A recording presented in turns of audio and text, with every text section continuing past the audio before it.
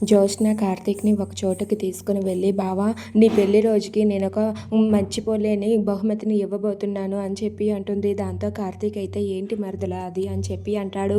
దాంతో జ్యోత్స్న అయితే కార్తీక్ చెయ్యి తీసి తన చేతిలో పెట్టుకొని తనైతే ఒక బహుమతిని ఇస్తుంది. ఇక దాంతో అక్కడ ఉన్న కార్తీక్ ఏంటది అని చెప్పి అడుగుతాడు.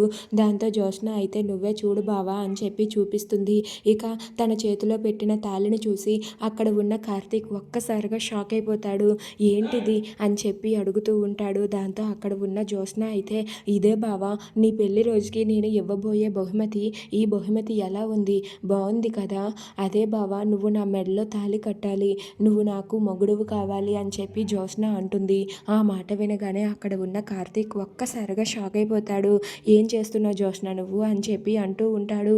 దాంతో జ్యోత్స్న అయితే కార్తీక్ చేతిలో ఉన్న తాళిని తీసుకొని తనకి చూపించి, "తీసుకో బావా, ఇదిగో ఈ తాళిని తీసుకొని నా మెడలో కట్టు, లేదంటే నేను ఏం చేస్తానో నాకే తెలియదు. నువ్వు నా మొగుడివి కావాలి, ఈ తాళిని నువ్వు ఈరోజు నా మెడలో కట్టు బావా" అని చెప్పి అక్కడ ఉన్న జ్యోత్స్న అయితే కార్తీక్‌తో అంటూ ఉంటుంది. ఆ మాట వినగానే కార్తీక్ ఒక్కసారిగా షాక్ అయిపోతాడు. "జ్యోత్స్న, అసలు నీకు మైండ్ పనిచేస్తుందా? ఏం మాట్లాడుతున్నావు నువ్వు?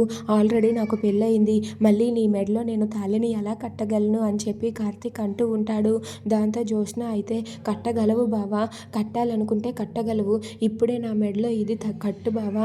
నువ్వు నా మెడలో తాళి కట్టకపోతే ఏం చేస్తానో నాకే తెలియదు" అని చెప్పి అక్కడ ఉన్న జ్యోత్స్న అంటూ ఉంటుంది. దాంతో కార్తీక్ ఒక్కసారిగా షాక్ అయ్యి అలా ఉండిపోతాడు. దాంతో జ్యోత్స్న మాత్రం తన పంతమే నగ్గాలని చెప్పి కార్తీక్‌ని తన మెడలో తాళి కట్టమని బాగా ఫోర్స్ చేస్తూ ఉంటుంది. దాంతో అక్కడ ఉన్న కార్తీక్ అయితే ఏం చెయ్యాలో తెలియక మౌనంగా ఉండిపోతాడు.